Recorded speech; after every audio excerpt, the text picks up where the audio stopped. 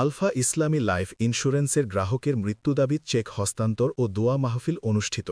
বিস্তারিত মাগুরা জেলা প্রতিনিধি মোহাম্মদ আলামিন শেখের প্রতিবেদনে।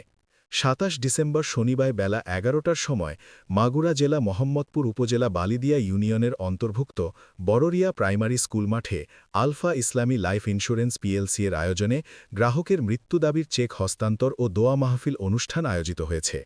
উক্ত অনুষ্ঠানে প্রধান অতিথি হিসাবে উপস্থিত ছিলেন ব্রাঞ্চ ম্যানেজার জনাব সুজন মাহমুদ।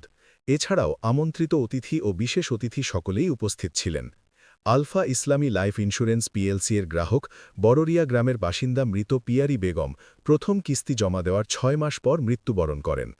মোহাম্মদপুর শাখা আলফা ইসলামী লাইফ ইন্স্যুরেন্সের প্রতিনিধিগণ আন্তরিকতার সাথে মৃত পিয়ারি বেগমের কন্যার হাতে ৯৯,০০০ টাকার চেক প্রদান করেন।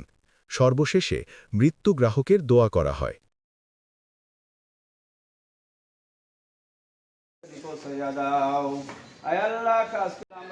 যারা এখানে উপস্থিত আছে আমাদের দাও, আয় আল্লাহ আমাদের সকলকে ইসলাম